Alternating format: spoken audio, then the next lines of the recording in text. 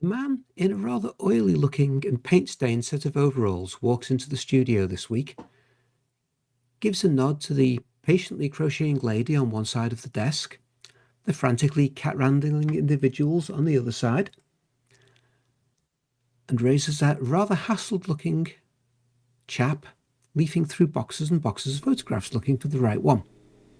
He has the distinct impression that he's forgotten something. Sitting down in his seat and putting down his Too Hot Too Messy Pilots log, Volume 5, with a thump, he straightens his moustache and frowns. He's sure he's forgotten something. Cocking his head to one side, he listens for a minute and he can hear a faint knocking sound, as if someone is locked inside something and desperate to get out. Or outside something and trying to get in. He glances over at the rest of the room, looking at each individual present, folds down a finger representing each one. Then he checks the notebook in his top pocket again and glances at the photographs at the top of the broadcast page.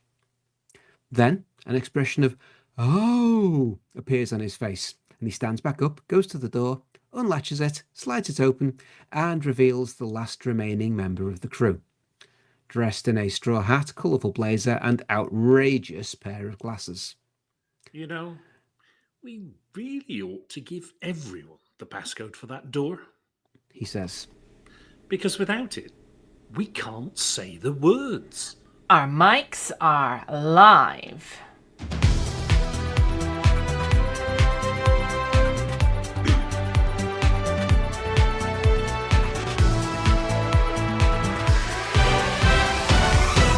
Good evening and welcome once again to the totally seamless Hutton Orbital Weekly Radio Show. Oh, you've done it now. You should have said the really seamy Hutton Orbital Weekly Radio Show. That sounds dodgy. I'm not sure I want to get all seamy in here. Well, as long as we don't get all samey, then we're okay. Seams are fine. Oh, samey's good. It's familiar, comforting. Like an old pair of slippers, or your favourite drink. If it's all the same to you, I've checked the volumes, I've put the sounds in the thing, he's put the pictures in the other thing, and they put the numbers in the cruncher. So let's just get on with the headlines. Tharg digs for victory after uncovering World War II poster campaign. Orbitals finally understand the gravity of the situation. A year? Has it really been a hot, messy year?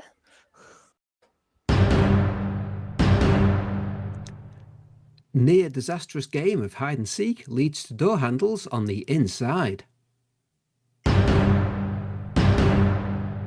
Commander Chix's less than obvious invention shelved.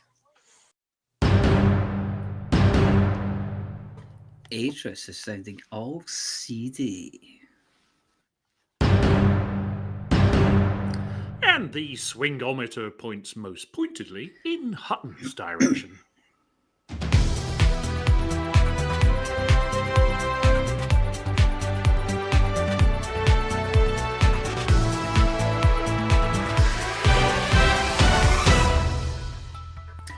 In an effort to help keep supply lines open to the battlefront surrounding various maelstrom beachheads, Tharg has been taking a leaf out of Great Britain's playbook and launched a massive Thargoid civilian campaign.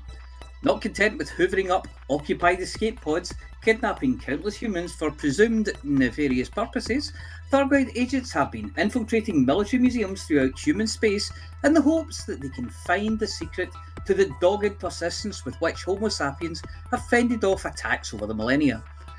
Tharg's problem has been one of fuel, the kind that barnacles provide. Whilst languishing over in the Col 70 sector, or in fact most of the galaxy where ammonia worlds can be found, barnacles were plentiful and provided much needed sustenance for passing Thargoid tourist buses, explorers, wedding barges and the like. But with humanity, and the blame for this is rightly or wrongly being placed at the doors of Canon Interstellar, having discovered these locations and the knobbly knockoffable bits that are meta-alloys, the barnacle sites have become drastically depleted. Without the aid of alternative sources and the increase in fuel needed by the invasion fleets as a result of ongoing efforts of Volcarius, Alex Zuno, and of course Hackswing plus allies, Tharg has dug up the old Dig for Victory campaign and taken it to heart. Ortha's ships, more of a curiosity than a danger out in space, unless they call for their mates Big Steve, Hydra, and Alan the Basilisk, in which case someone's likely to take a kicking, appear to have been responsible for breaking out the spade, the garden fork, a trug, and of course the dibber. If you don't know what a dibber is, go and look it up on Galweb.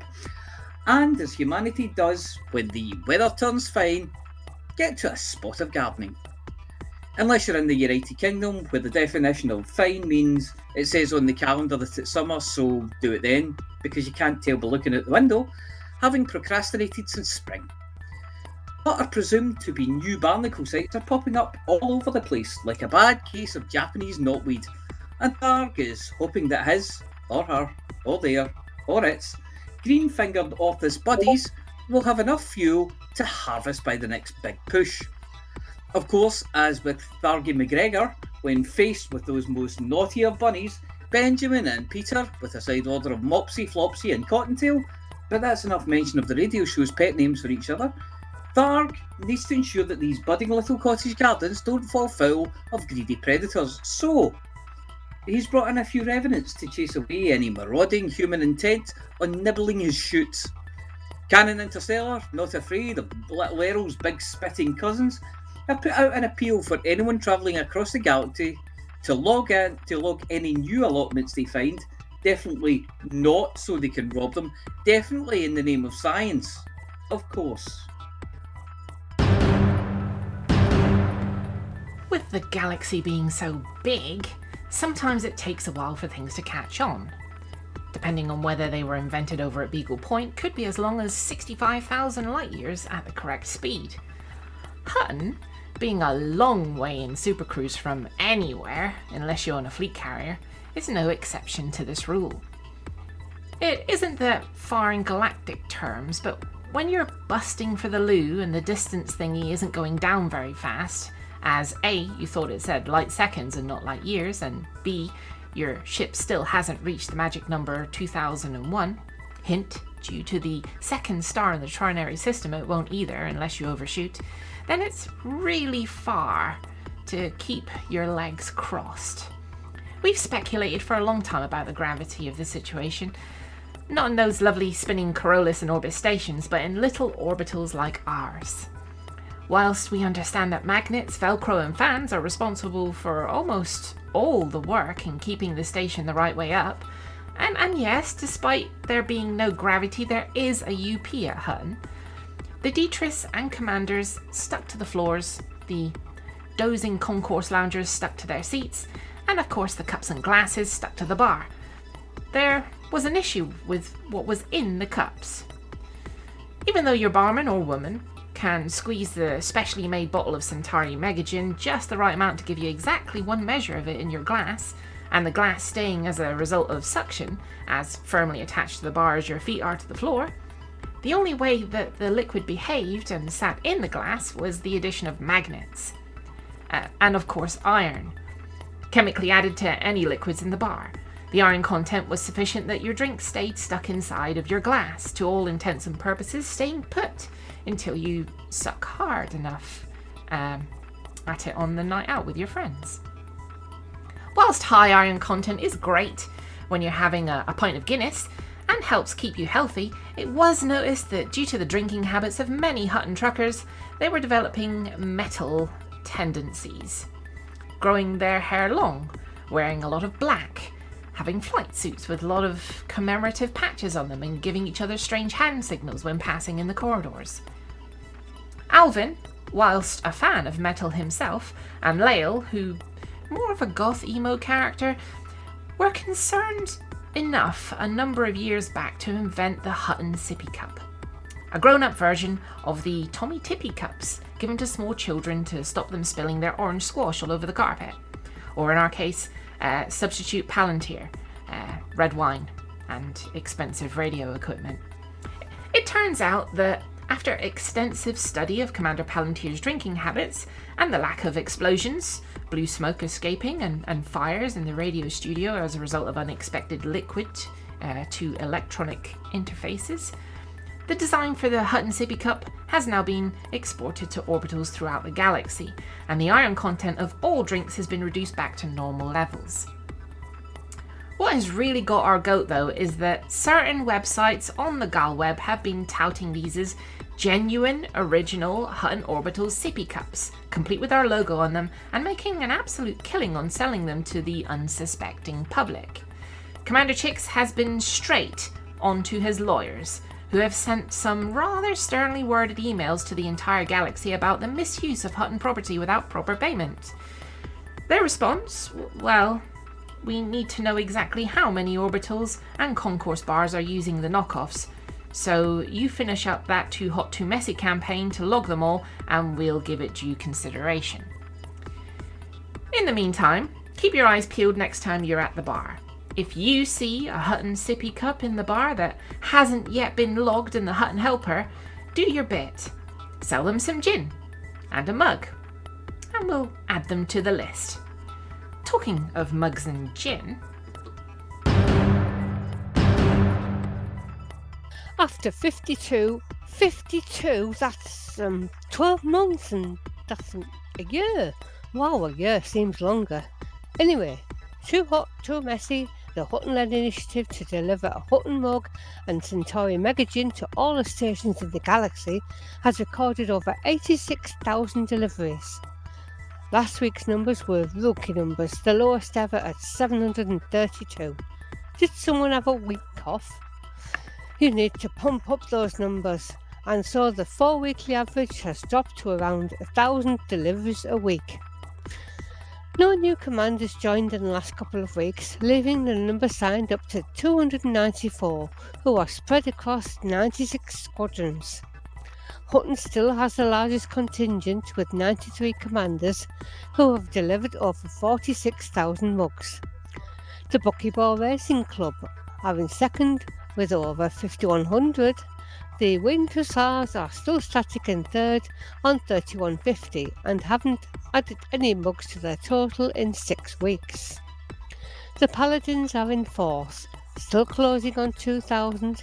The Anti-Xeno Initiative have continued their push to take fifth from the order of 12, and the Burpit are now 7th. Membership of the 1,000 Club remains at 10 squadrons. Commander Chicks is still leading the deliveries table with almost 13,200 mugs delivered.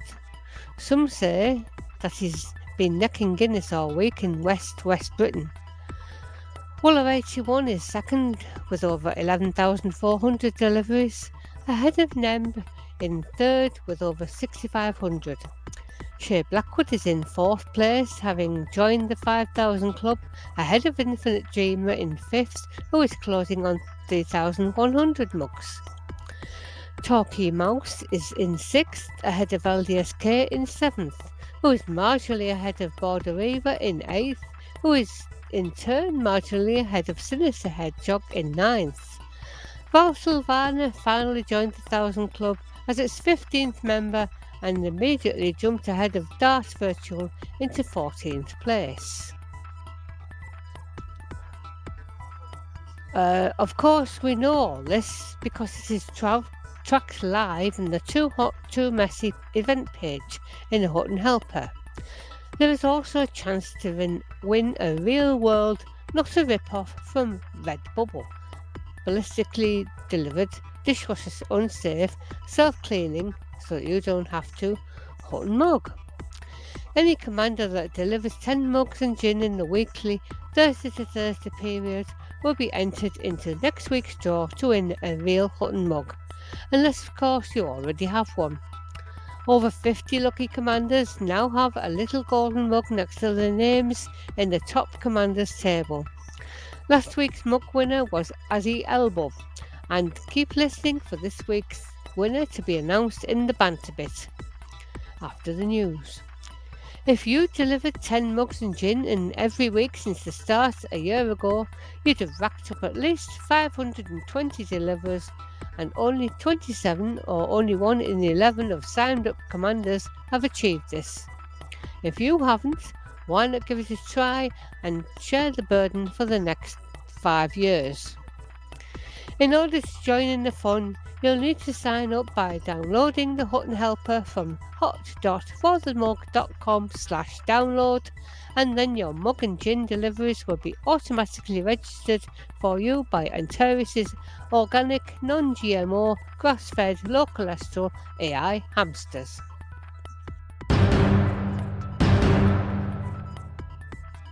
The eagle-eyed amongst those watching shipboard system updates and galactic improvements may have noticed a little nugget amongst the words published by the pilot of the PWAF this week related to locking oneself in cupboards. Okay, so it was containers, which of course you would only be in if you were robbing them of their Lazarus or other dodgy materials, and only if you stayed in one for too long. For instance, if you went for a nap on top of one of the containers inside. It begs the question, how did this become a thing that needed fixing? It turns out that it was our own apology officer who, after a particularly harrowing mission to recover a lot of data from shipping containers and investigating quite literally hundreds of the ruddy things, he had decided to take a break. So, having chopped open a control panel, stomped into the container and found none of what they were looking for, they sat down to write this week's Hutton Helper results, which, as regular listeners to this show can attest upon reading, almost always lead to oscitation. In fact, study of the radio team has discovered that it is one of the main causes of echopraxic oscillations. Nothing to do with the content, more of the Pavlovian response to the late hour that it is broadcast. Winning things is exciting, as is hearing your name read out in this very show. But there's something about that section, whether it's the colour or the font, Comic Sans in case anyone was wondering, or the precise placement of punctuation, that sets the apology officer off. Anyway, there's something to do with yawning and brain temperature regulation, but we've not got a clue what it is. Suffice to say that the apology officer sat down for a nap, whereupon a passing maintenance team, spotting the broken control panel, promptly repaired it, switched out the lights and closed the door. Awakening to a darkened room and initially having no idea where they were, the apology officer flipped on the helmet mounted flashlight and realised that A. They were inside a container, B. It was shut, C. There was no door handle, D. Nor was there a control panel, E. Bashing really hard on the wall with the butt of a rifle when the outside was a vacuum didn't generate any noise except in the repressurized container. And F, oh dear. With suit-based comms blocked by the material of the container, mainly to stop prowling scavengers from scanning the contents from the outside, the apology officer MacGyvered a solution out of a discarded datapad, a battery, some Lazarus that may have been recreational, and the contents of a shield grenade, which connected them up to the Frontier Ticketing System, a division of the Pirates Federation dedicated to non-Thargoid bugs and their logging, whereupon the apology officer submitted a ticket marked urgent and containing the words "I'm stuck in a container and I can't get out" and their last known coordinates. Luckily, being on the ball, Sally and her PWAF spotted the message, marked the ticket as received, and sent a rescue team, who cut the apology officer out of the giant container.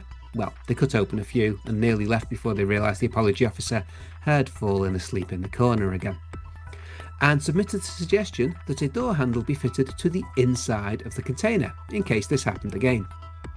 So, all's well that ends well. The apology officer got their nap, they completed their mission, containers were improved in case little Timmy locks himself in one when playing hide and seek, and there's a maintenance crew wandering the galaxy wondering who keeps smashing their high security locks all the time and then leaving all the contents of the container behind. Commander Chicks, normally known as the inventor of high prediction-proof mustache wax and tweed flight suit, doesn't normally fail with his latest inventions, but this week's attempt to go down in history alongside Velcro, the ballpoint pen, cold fusion and the light bulb seems to have failed. With the ever-present risk of Thargoids throughout the galaxy interrupting his efforts to deliver mugs and gin, plus a number of settlements being quite cross at his presence and attempts to foist things off on their markets, he's been hard at work at the drawing board coming up with a cunning contraption to conceal his comings and goings and sneak firmly under the radar when being too hot and too messy. Not content with being cooler than a penguin's flat feet on an ice sheet at all times and therefore totally invisible to radar, Commander Chicks has been working on the visible spectrum and invented the invisible asp. Using an Open University combination online and correspondence course in material science, a couple of videos he watched on GalTube, and a schoolboy's appreciation for science lessons that were probably phased out in the 1900s, Commander Chicks took his 3/8, a beaker bar, breaker bar even, a timing strobe and some of those thin probe thingies for measuring gaps and disassembled his antiquated asp.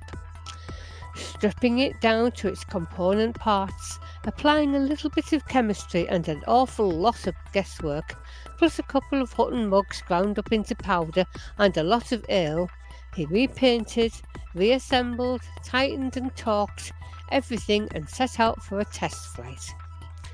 Achieving a suitable distance away from the Hutton Orbital's private docking bay in case of problems, he engaged a quantum desolidifier, flipped a switch and attempted to make his ship totally invisible in the visible spectrum, which, much to his surprise, worked. In fact, it worked so well that on glancing down he realised that he couldn't see anything except himself and stars. Oh, and his radar for some reason. Groping around a little, he could feel his cockpit, and being a pilot of many hours' experience, he believed he could remember where everything was, but the sensation of floating in space, surrounded by absolutely nothing and without his REM lock engaged, was enough to induce mustache-quivering terror and put him at severe risk of soiling his tweed undergarments. The problem with rendering your ship invisible is, if you don't remember where the button is to turn it back visible again, you run the risk of pushing the wrong thing, which is what he did, and why it boosted, and why it entered the no-fire zone, and attempting to apply the brakes, yes, you guessed it, earned a rebuy. Hutton Flight Control has issued a warning to any passing ships to moderate their speed, as the likelihood of crashing into invisible space debris is high at the moment. Commander Chicks has been rescued and gone back to the drawing board and written a big note on the top. Make just the outside invisible next time. He's pointedly ignoring incoming emails from someone calling themselves Diana Prince. Good evening, slackers! ISIS 5060 reporting in with the latest updates on the Thargoid War. It's been another week of successful defences, But the Thargoids have a new variant and seem to be finally doing things in systems they control. AX squadrons have continued to push the Thargoids back this week, thwarting efforts to push systems in full-blown invasion, as well as humanity reclaiming systems push the Thargoids back towards the maelstroms. We now have 5 maelstroms with less than 100 systems under Thargoid control, and while we are nowhere near done defeating the Thargoids, we're making steady progress and taking back our territory.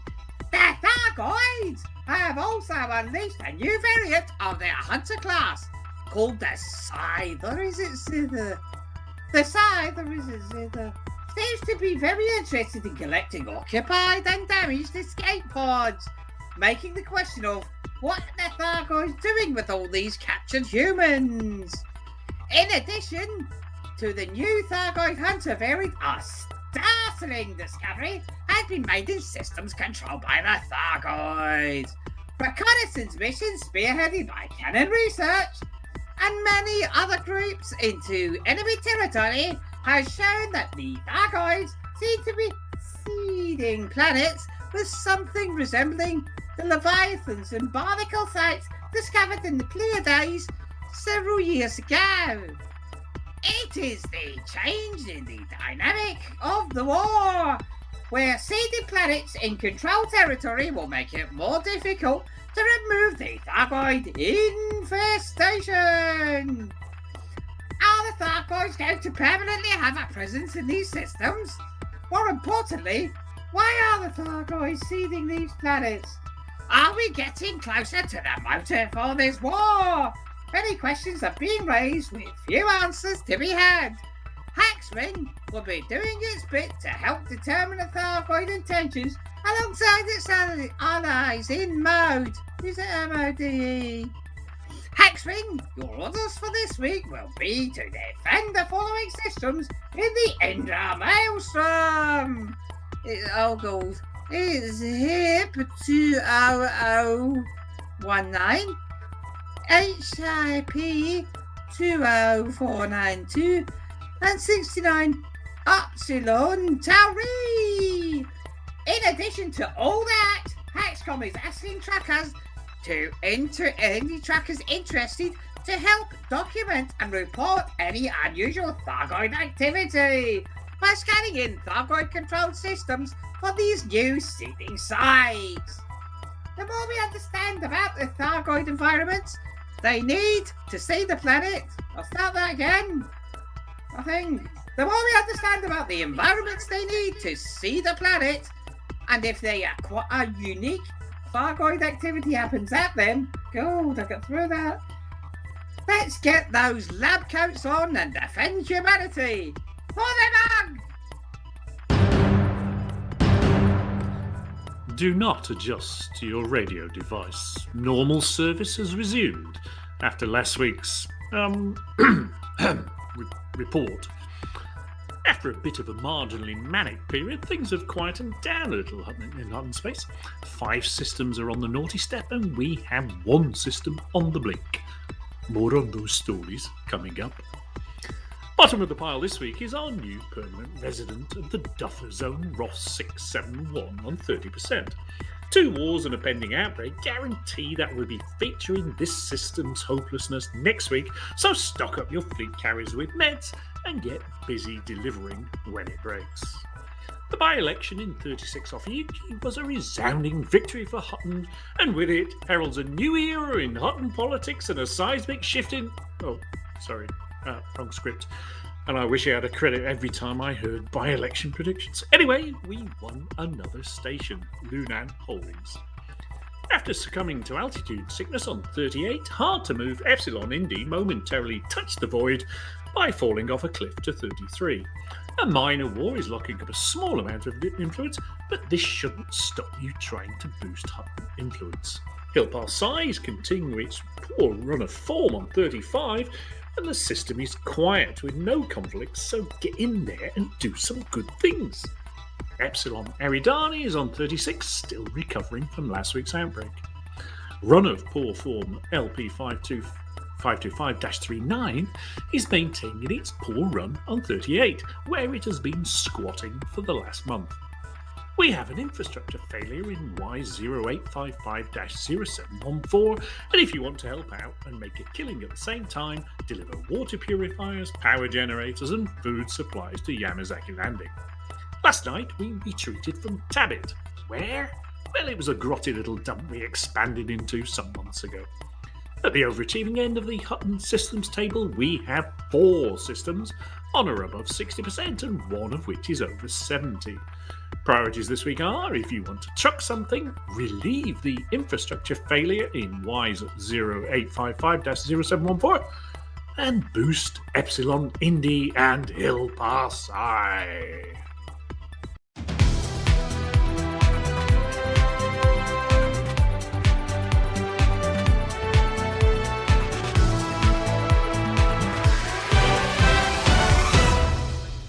Bloody Okay, seamless. who are you and what have you done with Amelia? Bloody seamless. Actually seamless. Yes, yes, true. There's a couple of loose threads, but seamless still. And there's a worn patch on the elbow. As seamless as a thing without seams. I'm talking about the tweed jacket. It needs a velvet Not patch the or tweed something. jacket. Jacket, that's a tweed flight suit. It needs a sort of Brunswick green velvet patch. Oh, nice. Yeah, but chicks, why have you got an elbow on your tweed undercrackers? Yeah. Because I don't know my ass and my elbow. That'll be the one. Aye. Oh, God. So, Okay, did let's anyone move see on. the Frontier live stream? No. No. No. There wasn't a live stream. There was better than a live stream. Better than a live stream. What's What's better than a live stream? Sorry. What's better than a front? I say. What's better than a Frontier live stream? There was an update to the new launcher. No. Genuinely. Not only that, There's more. Yeah, there was a Shit. bug fix in it. It loads the news now when you scroll down for more on the right-hand side. Woohoo! Really? It That's worked. fancy. Yeah. So Nice. fancy. Tell me, would this? Oh, Until now, I didn't know. I Mr. could Ambassador, live you're without spoiling us. Was there anything else? Don't we I have think like so. a I link think that for was the big people? one. to Do we the have like a link game. for people A link for people? What? to show the A link? link for the updates? So that I think if they people wanted have to probably discuss already them. seen it by now. Well, if they're not playing it, they don't deserve it. Send them If a they are link. playing it, they don't need it. button. What do people think of the new interface? Do you like it? Do you don't care? I like it. It's okay. Yeah. It's fine. If Well, there's one the new thing launcher, I've, yeah, it's not bad. Doesn't Now look that so you one can scroll thing I've down and been see the news. if there's one thing I've been missing in my life, it's beige buttons. I'm not a fan of change. Yeah, we feel I change. don't. It Oh, I wears a am. hole in your pocket. Yeah, but they're big friendly beige buttons. Oh yeah, they're rounded at the edges and everything, so Yeah. you don't hurt yourself. They're great. Fancy. After they took all the planets out, they had to get some beige in somewhere. Yeah. I suspect the influence of the beige cowboy in that one. The beige cowboy. Yeah. What was his name? Was it Sandro? He used to have the space loach. Yes, Andrew. Yeah. Yeah. I don't remember Sandro's Marco. surname, but yeah. San Marco. Samarco. San Marco, yeah. Fantastic name. How did I forget that? So Yes. I'll Is it- have the Sandro Samarco, please. Would you like prawn or chicken? Would you like steak Lunch. burrito with that? So is that the only news we have before we go into the space news? Well, Have a look at those notes. I think they've been spoiling us. One of those things that I think is well worth mentioning is that they have set up Brooks Galactic Tours in memory of Michael Brooks. Oh yes. That's good. It's a new series of mini tourist beacons to a handful of fantastic locations. I might go and look at this myself. The first of the series begins at the beacon at Freeholm. We hope you enjoy exploring, and we'll take a moment to pause and enjoy the wonder that Mike helped to bring to the universe of Elite. Yep. I was going to say very well said, but it wasn't very well said because I said it and I messed it up. But it's a very We nice hated to sentiment. point that out. Yeah, oh no, you didn't. You Ah. never hate to point that out. But I think it's a Am I fantastic so thing. transparent? I think that's a fantastic thing that they've put that in the game and as a wee memory Yeah. to Mike. That'd be really good. And you'll have to go through all of them to see if there's any clues to Raxler. Yeah. No spoilers. Get to the last one. There's just an address, just a system address. And Raxler's here. Oh well. There's just a container with a post-it note on the floor that says and no handle and no handle on the inside. That's the one. So once you get in, you read the post-it note, you know where Raxler is, and then you're locked in there for eternity. So, But yeah. So, space news! Space news! Okay, very good. Right. Okay, space news. Who's going to do the first one? I don't know anything about it, but I'll read the first one. Voyager cock up as they point it in the wrong direction and can't work out why they can't talk to it anymore. Maybe they've decided to hide it until the year 3301, so someone can get a fuss discovered and post all over the forums. It was only an incy wincy waffer thin error. It was only 2 degrees off target. Oh, was it? But when you're several when you're that billion distance miles away, away, yeah. it kind of adds up. They sent a very slightly wrong targeting command, and it pointed at not Earth and kept sending its updates to not Earth and listening to not Earth for the updates back of what to do. Has anyone checked to see if Perseverance is now going in circles? Or they sent it somewhere, didn't they? Well, it was just pointing at not Earth. Thankfully, every 17 days, I think it is, it does an automatic self-detect, works out where it is for itself, knows where Earth should be, and points back at Earth anyway. How clever is that for something that was launched in, 1974? Yeah, pretty impressive, and it still works. And it still works. 77, I think. What got me about that is the fact that they're still sending and receiving messages for that thing. Imagine, I can't remember which processor it has, but imagine in 1977 what kind of processor Voyager must have on board. Best, it'll be something like a Z80. Mm-hmm. Well, not even that, because the article I was reading was talking about how primitive in our current sort of expectation of processing power, how primitive spacecraft are, because if a processor's been around for donkey's years and it works, they'll use it in space. And I think a lot of these things have to be hardened before they can go. Yeah, exactly. Then they radiation harden them. So I dread to think what's in Voyager. Probably something from the early 70s, which means it's the size of an oil tanker. Yeah, it'll be an abacus. And 50 years old. And it'll be 4-bit. Yeah, but it still works. It's not going to be much different to the one they went to the moon with, when the Apollo missions. It'll be something along those lines. Well, that was a lot bigger. Yeah, but it had a lot more. It had a lot to do as well. Yeah. Well, it did. It's the old thing. I had to keep humans alive for a start. My iPhone's got more power than Can you put your iPhone put somebody on the moon? No, it can't. Only if you throw it really, really hard. Yes, exactly. No one's done an app for that yet. Someone had a time. The ADL's about that size of 2 shoeboxes. Yeah, but the same as the app that makes your phone waterproof. Which app? It's really good. That I downloaded that on the original iPhone 1. I'm going to test it later. There were a few people caught out with that. It's like the bottle opener app where you can use your phone to open bottles. It's brilliant. Yes. So anyway, Voyager's now. The happy ending is that after 2 or 3 days, it recorrected, pointed itself at Earth, and said, "I'm still here, guys. Yeah. Don't do that again." Humans are stupid. Yes. Yeah. And then they admitted their stupidity. Yeah. Yeah. It's actually reminiscent of a couple of weeks back. Perseverance on Mars, speaking of Percy going around in circles, lost touch with the helicopter. Ingenuity for 17 days. For 17 days? Yeah, but it was almost planned. The helicopter had to land to recharge its batteries, as it does, but unfortunately it landed over the brow of a hill, which meant that it was out of line of sight, which meant it lost all radio contact. So they knew where it was and knew why they didn't have contact, but they didn't have contact until Percy got to the top of the hill and could see it again. Yeah, at which point the battery was fully charged and it was all ready to carry on. How did it charge its batteries then, just off your solar panels? Solar panels. It can fly for like 20 minutes or something, and it needs to sit down for 4 hours and recharge. Speaking of Perseverance, have you seen what Lego have done? No. They haven't built a full-size one, have they? Well, it's not full size. I don't know then. It's not like nice. it's not like it's a full-size Cobra. It's like 1,100 pieces, and it's sort of it'll fit on your desk. It's kind of like shoebox sized. They've made a Lego Technics version of Perseverance with Ingenuity. Came out this week, yesterday I think. Wow, looks really good.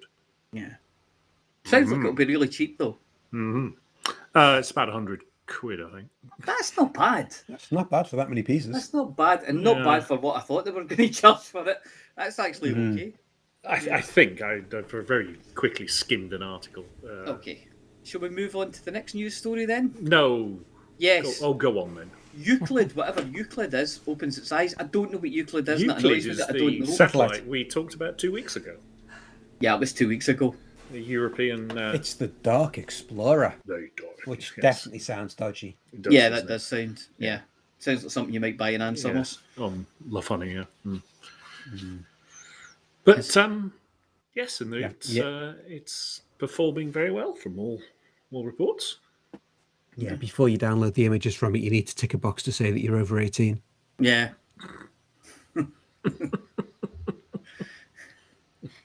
Oh, just like that joke.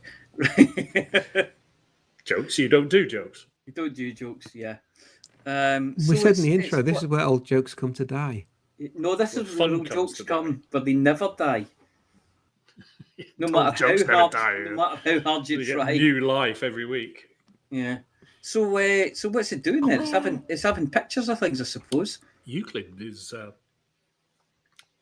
basically photographing the entire sky. If you wanted to look, I mean, I'm sure you could squash it down, but if you looked at it at proper resolution, at full resolution, on your monitor, a photo that Euclid takes, you would need 300 monitors. What? The images are so massive, they're so huge. To watch at native resolution, you need 300 monitors. And, we're talking, what's the, I don't know, banana-sized monitor is, but, using the standard measurement for monitors. I'd say it's probably about 3 or 4. Well, but twice, I mean, 32 inch, diagonal, aren't you? Yeah. Diagonal, it's easily 4, possibly 5. That's a big picture. Yeah. That's It's a lot of bananas. It's building a really detailed 3D map of stuff and things, and they're And things using and that stuff. to try and work out in great detail the hell where it the is. dark matter is. No, what the hell it isn't. Yeah, They're true. looking at the bits that is to work out where the bits that isn't are, so that they can work out where the bits that isn't are and see how heavy the bits that isn't weigh, because they can't see them to weigh them. And is who still on first? No, he's got a second now. Oh, what's on second? Anyway. Euclid. Oh, and Moving on. did you... There's a bit of space news that isn't here. There was... do you remember Spaceport Cornwall? Yes. Which was sort of a bit of a Well, flash for in the pan. refurbishment. Yeah. We've now got Spaceport Shetland. Which is advertising itself, thanks to Cornwall, as being the Britain's first vertical spaceport. Yes. Well, I don't think the spaceport's actually vertical, though, is it? I think Vertical. it should have been Spaceport. upright. Vertical spaceport, yeah. Vertical launch Cornwall was 747 launch. So was horizontal. In fact, it was so horizontal. It was so laid back. It didn't really work. Yeah. So They're building one in Sutherland as well. Another you're spaceport. further over. Yeah, that's right. Yeah. I don't know if it's a horizontal or a vertical spaceport, but it looks like a vertical spaceport. So it's just, I think it's just going to be a lot of private companies firing up rockets with satellites and things, just commercial stuff. The UK builds. There's a surprising stat I came across. Like you do when you're browsing nerd sites. If you take out UK builds 15% of all satellites. If you take out all the sort of university stuff like the CubeSats and the sort of O-level experiments and stuff like that, it's getting on for 20%. So 1 in 5 of all satellites launched is built in the UK. Oh yeah, they make I think they make some of them down in Swindon actually. Yep, Swindon, think, yeah. Harwell, all over the place. That sort of M4 corridor is lots of. I think Northern Ireland as well. Yeah. Build satellites over there. So quite the booming space industry. So people complain we don't make steam trains and stuff anymore. Well, we built the current generation of cutting edge technology. Yeah, but What? Like Formula nothing, One cars. Nothing. You just stop with yeah, but It's like is it 6 Formula teams British? there's a Williams, load. McLaren, Red Bull. There's loads of them build their cars here. Is that why bits keep falling off them? It's why you kick that the the British kick the sailing sills team? and your Yeah. foot goes through the rust. Yeah, that's all. Yeah, it's why they have to. It's why you have to get the EA out every race. They don't start in the morning. Anyway, That's why they have to go into the garage. I mean, sorry, at the pits every few minutes. So. Yes. yes.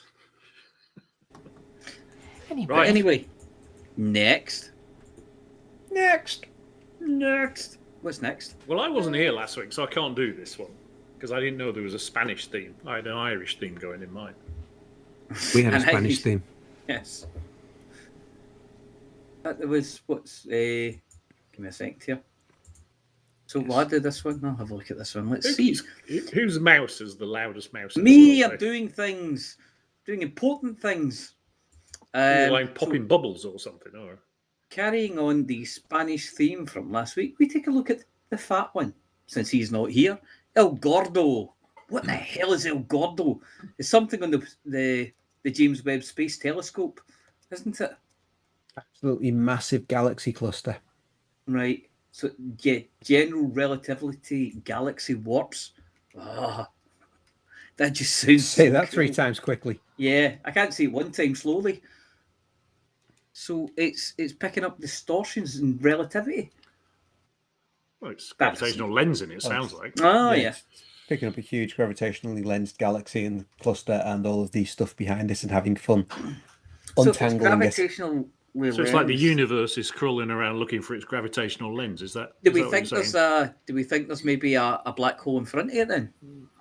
No, it's the galaxy cluster itself is lensing the stuff behind it. Whoa! I wonder what's going on there. That's Lots of quite mass. scary. Yeah. That's quite scary. But this Chunky. is the stuff that, yeah, it's a chunky galaxy. the fat That's why one. they're calling it El I think Gordo. I think those are referred to as a Yorkie. So, yeah, that's amazing that it's actually warping space-time round about it. Just by being there. It's pretty amazing. Well, Yeah. it works. Apparently. Yeah, the quote I love is, "We don't know what dark matter is, but we can use it as a telescope." Oh, yeah, that's quite good. Yeah. We don't know what it is, but we can do stuff with it now. Well, it's a bit like, I don't know what this tube I just found in this skip is, but I'm going to use it as a telescope. Yeah. It's not really a telescope if it's just a tube, is it? Well, try and stop me. No Stick thanks. I'm happy to let Stick you go. enough dark Keep you matter at quiet. each end and it will be. Yeah, a big blob of dark matter on either end and it'll be fine.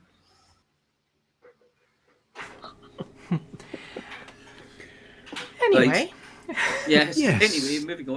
moving back on. to some level of sanity. Flossie, do we have this week's mug winner? We certainly do. Shall I do a drum roll week. for you? Oh, yes, please. Okie dokie. This week's mug winner is Endo Wingnut Picado. Another one of our regulars, I think. I'm sure Wingnut. Enzo So Wingnut Picado. congratulations, Love that Wingnut. nickname. Yes. Enzo Wingnut Picado. Yeah. Yeah. At your service. My name's Picado. Okay. Wingnut Picado. I am the Wingnut. So, you know what to do. Email itookpart@huttonorbital.com with your contact details, address, telephone number, etc. And Shoe proof size, of who inside you leg. are with a screenshot of your cockpit showing your name. Yes. And your mug will be sent in due course. And make sure you send all of your details. Yeah. Yeah. Anyway, would you like to hear this week's word of the week? I would love to hear this week's No, word of the thanks. week. This week's word of the week is jargoggle. Well, what does that mean? It means to jumble or confuse. Can you use it in a sentence, please? Just you try and stop me. Don't, that's not a challenge. As the party at Rampage's house got into full swing, all of the ship keys became jargoggled in the bowl. Look at that. I've even got a picture up with the Oh, spelling God. and the pronunciation. See? The pronunciation, not the pronunciation. That's what I said, the pronunciation. All right, okay then. I'll take your word for it. Right. Anyway, Sorry, was I not enunciating? You were not pronunciating, you were pronunciating. Right. Moving on to things of a higher intellectual level. Oh, What is do it you time for call- the CG news already? Yeah. What do you call an aardvark who likes the night time? Jeff. No, it's not. You Dracula? always say Jeff and it's never Jeff. What about Bob? Jeff's far too busy with other things. Oh, could be Bob, but it's not Bob. Is it Barry? No. 'Cause he's often out late, so. An anteater who likes the night time is called an aardvark. Aardvark! Aardvark! Uh, Oh my god. I guess we should move on to Flossy with the CG news. please do.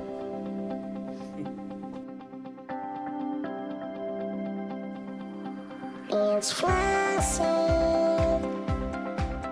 It's Flossy.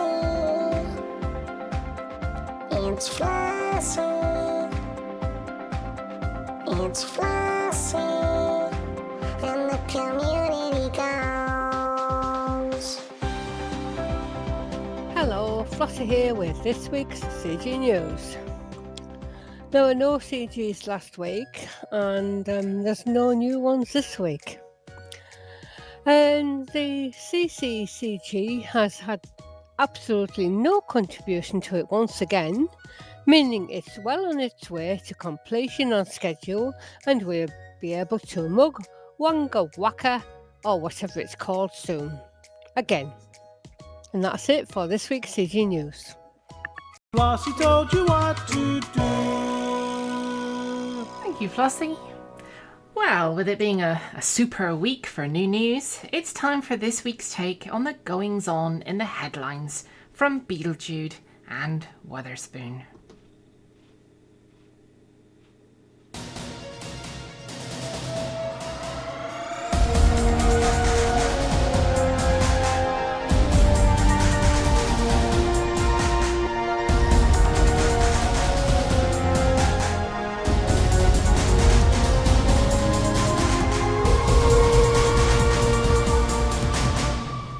Galnet Digest, 3rd of August 3309. You read the news, so you don't have to.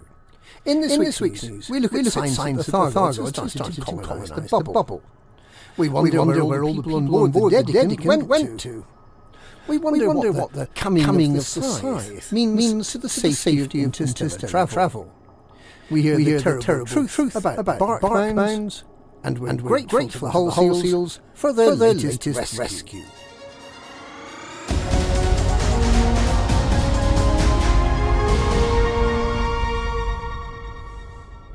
The Thargoids appear to be attempting to colonise the human-inhabited bubble.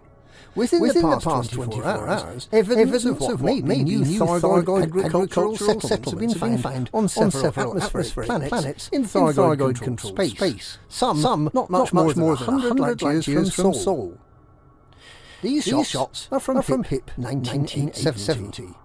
Other similar settlements, known as Thargoid barnacle matrices, have been found in Cepheid sector XO-A, B3, and Triangulate sector BA-A, D85, and become visible in the navigation panel after scanning the planet. They appear to be biological in composition and to consist of three parts. There are several white dome-like structures arranged in a ring, maybe young barnacles, and which sometimes appear to be guarded by revenants. Near them can be found coral trees, which actually seem to be portions of the barnacle root system emerging into the air. They ooze some kind of fluid that can be collected. Also protruding into the atmosphere are toughened spear roots.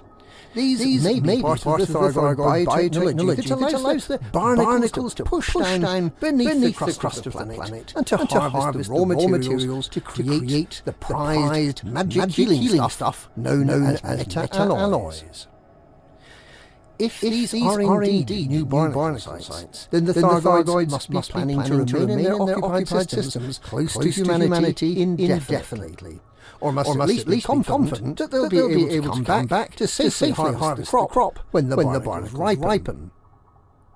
More than one-third of the systems held by the Thargoids in March, April and May have been cleared of Thargoids and returned to human control. The effect of the war has been huge, with more than 16 billion humans placed by the invaders, but now only around 120 previously populated systems remain under Thargoid control. All alert systems were cleared this week, which means another week with no systems invaded by Thargoids, and another week of Thargoids retreat. In what must be good news for those wanting to collect personal messages from the Thargoid megaship Dedicant, the system where it now lies, HIP 19600, is one of the systems that have been cleared of Thargoids, and this should make navigation there much safer and easier.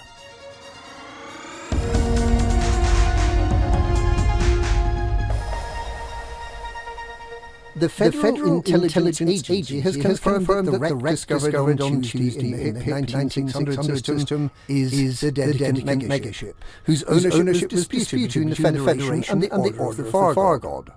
In a statement, Executive Agent Jalen Locke confirmed what is apparent from the video already released, that massive holes have been blasted into the hull, which is covered with toxic Thargoid slime.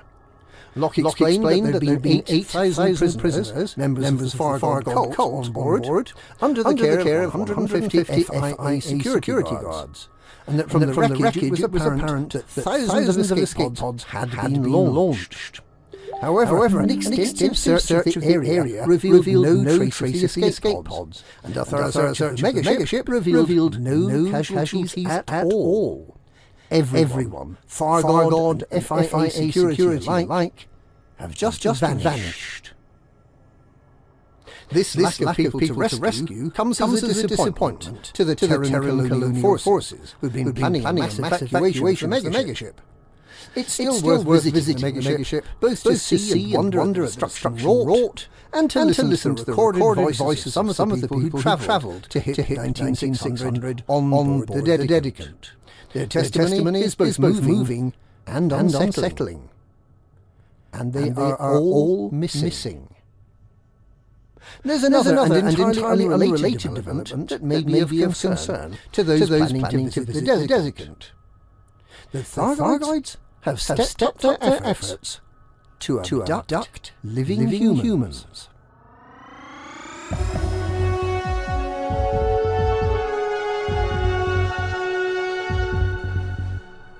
It has now been widely confirmed that the new size Thargoid craft is a pirate. It demands, in a Thargoid sort of way, that you drop any escape pods you may be carrying. If you comply, or if you don't put up a fight, as it launches its hatchbreaker limpets, it'll stop shooting, and its drones will suck up about 25 occupied damaged escape pods. It will then depart, leaving you, the pilot, relatively unharmed, and free to scoop back up any escape pods that may be left. The Thargoids clearly value humans, but it's unclear to what use they put the ones they collect. It may be that they simply need living flesh to grow their young. Ancient lore has it that Thargoid grubs begin their life inside a living host, feeding on it from the inside, until they burst out fully formed, presumably go off to Thargoid school to learn about barnacles and making missing noises. Other more outlandish and frankly implausible suggestions are that the Thargoids are collecting humans for research, and that they may be probing them at leisure back at Thargoid HQ, or that the Thargoids are training humans to fly their ships, or turning them into a zombie army to fight against humanity. Perhaps they're simply trying to find Caleb salvation, so they can put him on trial for his war crimes, and they intend to work their way through the entire human population until he eventually realizes that he's a disembodied consciousness in a guardian laboratory somewhere far from Thargoid reach. From a practical point of view, carrying escape pods can make travelling through Thargoid space much less dangerous. If you have escape pods, you're much more likely to be interdicted by a scythe rather than a glaive. And scythes are A, easier to run away from, and B, don't want to kill you as long as you drop your cargo. If you don't want to drop your cargo, ECM is effective as catch breakers. But if you're indifferent and just want an easy life, then the only question is, who should be in the escape pods you offer up to the Thargoids? The ideal candidates would be members of the Black Flight or of Azimuth Biotech, who caused all this trouble in the first place. But if you have an escape pod from that annoying pirate who couldn't believe you made it this far and who was going to boil you up using the pulse lasers on his Sidewinder, well, that's an ideal snack for a scythe. If your luxury passenger wants you to detour via Hutton Orbital for a mug and some megagin, why not head off in search of a scythe instead? Collect your worst enemies and let them give you a helping hand as you jettison them serenely into the maws of the scythe. These escape pods came from the peace megaship the Kingfisher. After all, it's what they would have wanted.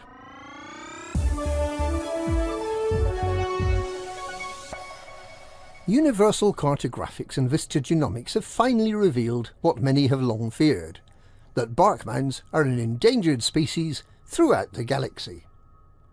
Barkmounds are cone-like plants, fungi or animals, no one seems to quite know which. They used to live in social colonies, sometimes several hundred strong, but now are more commonly found in ones and twos. A change to the detailed surface scanner now more accurately reflects where barkmounds can still be found. There used to be about 6,000 planets with barkmounds. Now it appears that there are only about 2,500 left. Their range is now limited only to planets with volcanism, which means that the Barkmound tourist beacon near McTurner Base is looking pretty silly on a planet with no barkmounds whatever. There seems little chance of reintroducing this peaceful and strangely calming plant life to planets where they've died out, but Commander LCU No Fool Like One, who's also running as a write-in candidate for the much-delayed federal election, has organised a collection to see if a breeding colony of the conical critters can be established. He has strenuously denied that the credits collected will be used to fund his presidential campaign.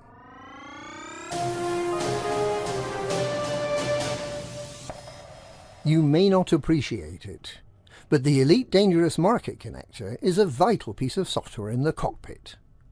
It feeds data to plugins like the Canon plugin and the Hutton Helper, and it provides information to EDDN, EDSM and Inara, which in turn provide the source data for a load more tools.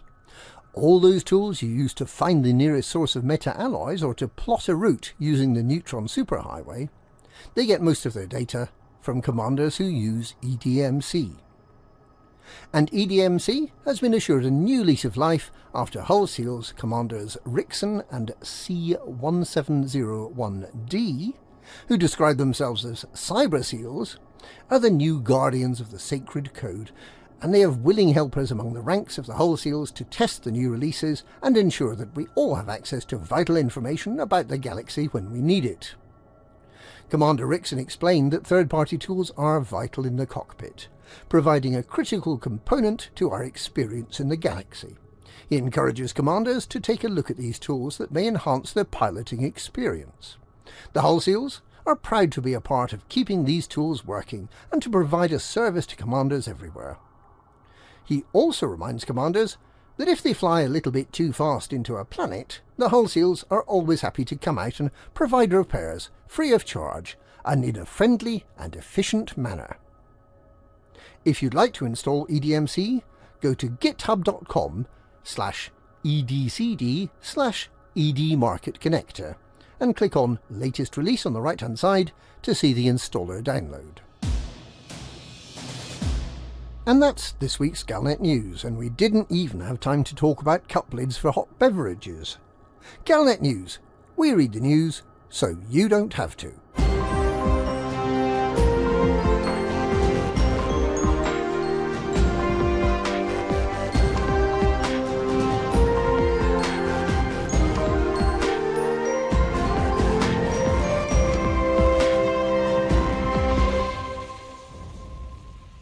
ever incisive, never jar-goggled, but occasionally with added echo. Thank you, Galnet News, and sorry for making a mess of your hard work. Right, it's time to see who's won some decals and what magic number wang Alex Zuno's come up with this week.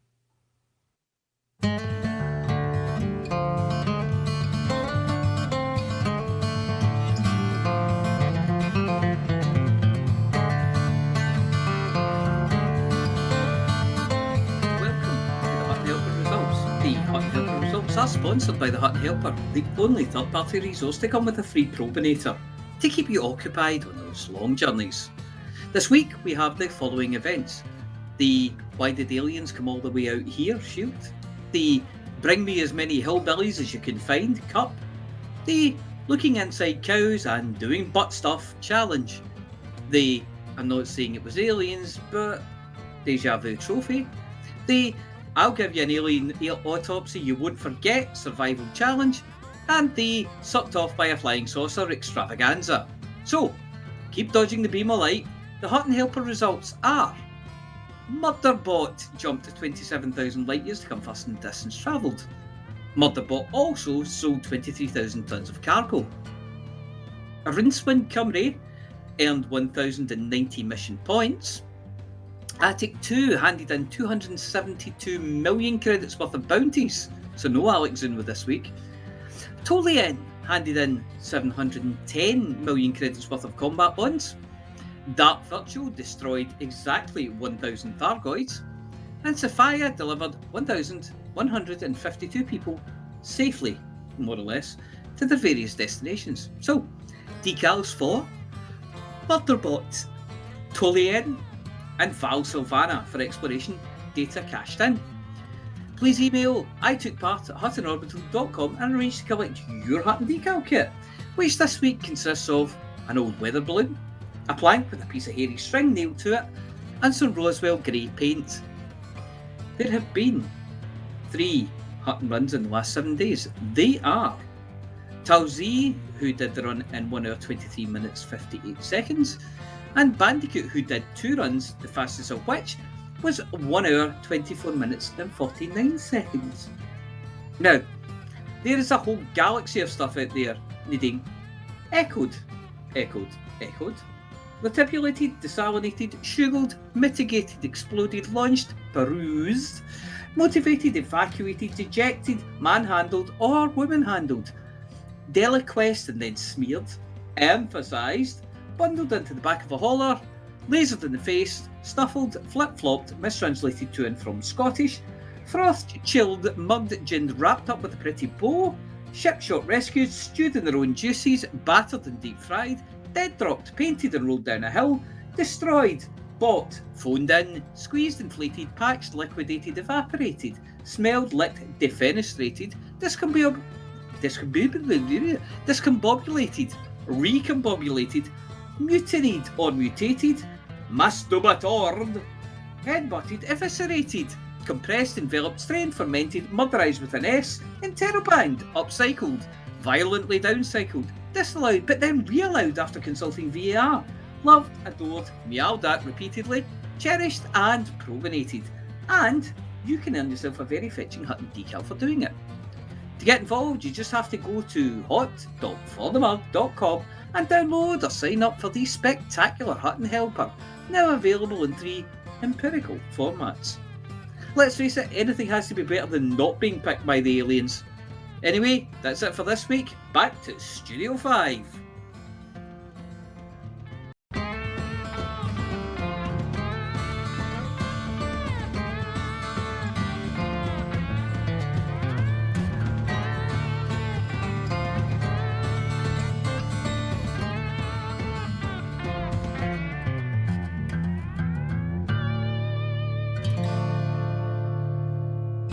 Thank you, Mia. And now we go to Amelia Hawke for this week's There's Digest. You are about to listen to Amelia Hawke. She tries all the galaxy's most dangerous rare items, so you don't have to.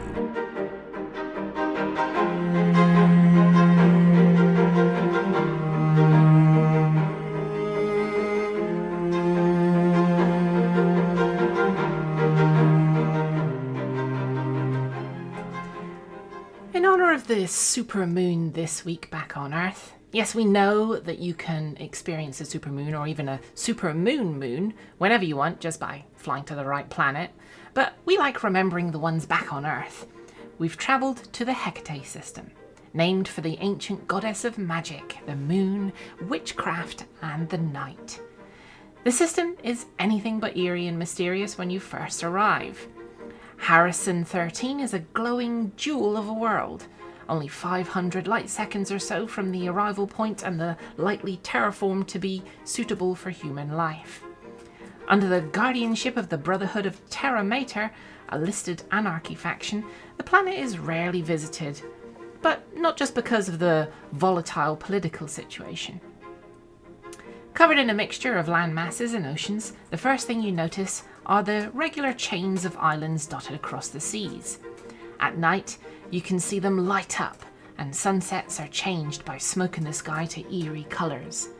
The world is volcanically active, reminiscent of Earth in prehistoric times before life left the oceans and set foot on the land. It is in the oceans that we find this week's rare food, the Hecate sea worms. Dive below the surface of the ocean in your moray starboat, and yes, they have a handful still in service on this world, and head towards one of the many tectonic plate margins, and the landscape becomes dotted with mysterious-looking columns, plumes of underwater smoke, and a light of lava breaking the surface, bubbling and then rapidly cooling. As with primordial Earth, these thermal vents have naturally and quite independently of the terraforming of the planet spawned life.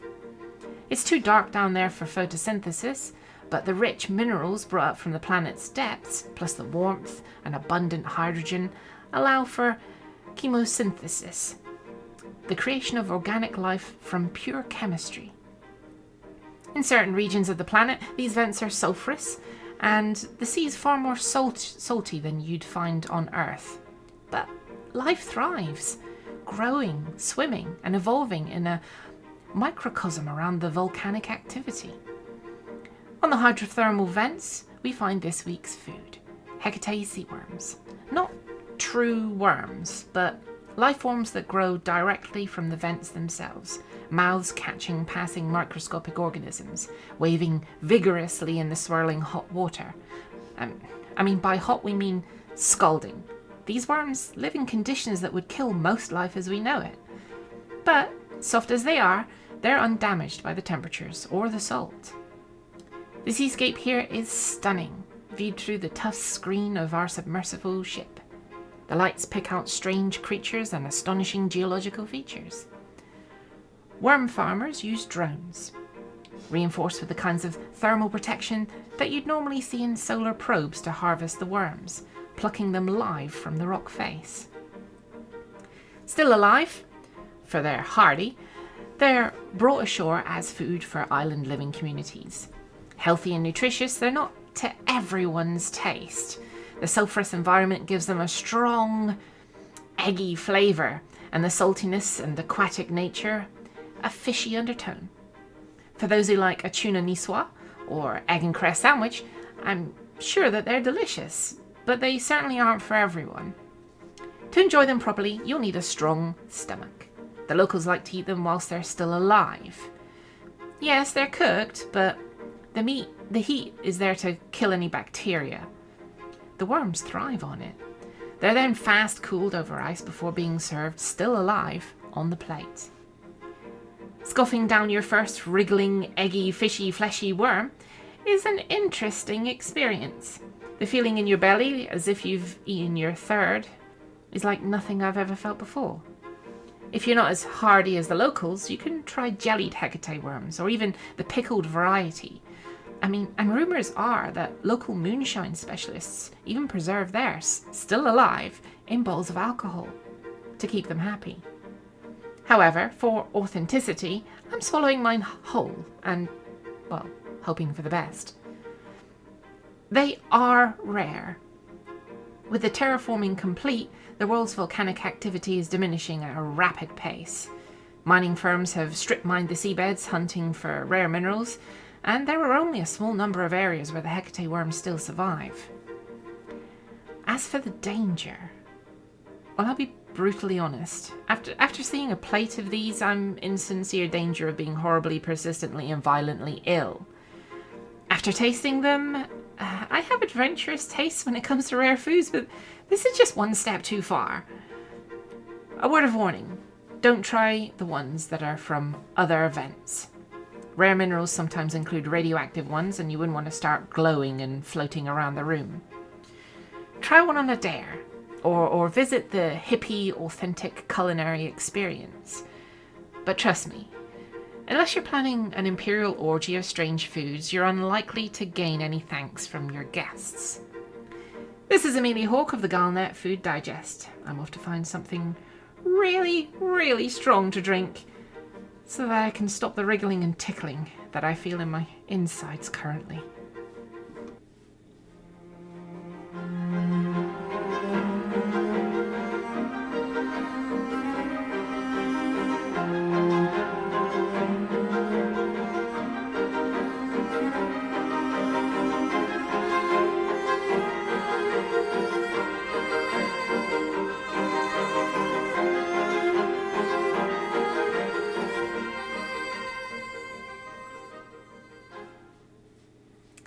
Thank you, Amelia. That sounded even less appetizing than most of what you eat. Yeah, I know. I am looking forward to the barbecue that they're going to have at the ECM. As long as they don't have worms on it. Yeah. Doesn't have worms, does it? Hopefully not. Hopefully. Everything's better barbecue with should be good. worms. Barbecue for dinner. Love barbecue. It's like my The favorite. weather's nice, it'll be in the secret garden. Oh, secret garden. Yeah. Barbecue in the secret garden just sounds like a euphemism to me, but... I was gonna does, say, yeah. We just broadcast it on the radio, so it's not so secret anymore. No, it's not. It's a bit like Dark Explorer. Yeah. Yeah. We'll be looking at the Dark Explorer in the secret garden. Not listening. I know it says secret garden, but I'm hearing lady garden. I think that's the problem. So the big question on my lips right now. 42. Who's going to 42. do? That's the answer. It's not the question. Well, I know, but one Okay, leads to what's another. the question? The question is, who's going to do the For the Mug this week? Because I don't do the For the Mug when I'm pushing the buttons. And especially I not when did it last Mooncake's week. next to me, ready to claw the crap out of me if she I can gets it do it right. if you want, as I'm on my own. Yeah, I think it's down to Flossy this week, isn't it? Yeah? You game, Floss? She's in herself. Why not? Just shout. Hang on, let me turn up my headphones. Are you ready, Flossy? I'm ready. Good night, everyone.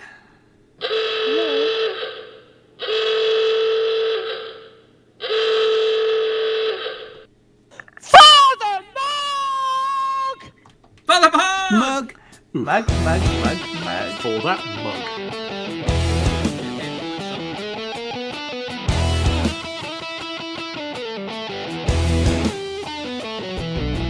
No journey too long and no cargo too small. The profit margins never really mattered at all. We're gonna take the cargo where it's needed today. Super cruising all across the Milky Way. We'll take anything, anytime, anywhere.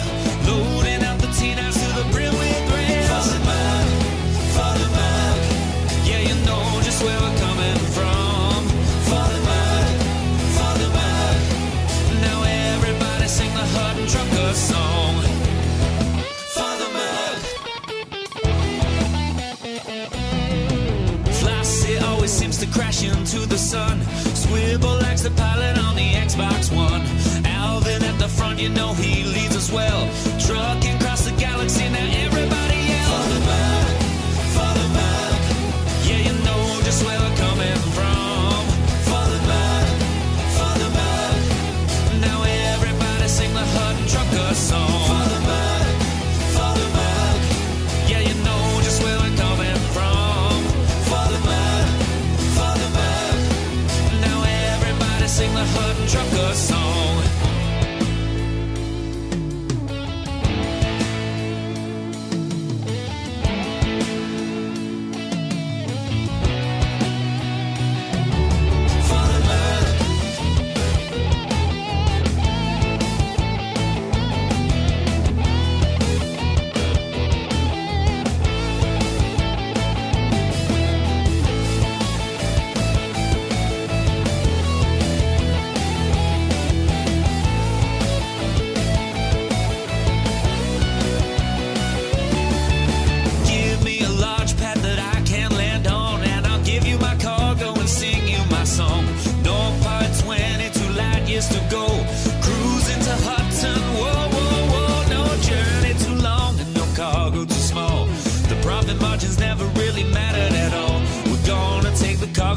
what's needed today. Super cruising all across the Milky Way. We'll take anything, anytime, anywhere. So shout it out loud like you don't even care. For the bug, yeah, you know just where we're coming from. For the bug, now everybody sing the Hutton Trucker song. For the bug, yeah, you know just where we're coming from. For the bug, now everybody sing the Hutton Trucker song.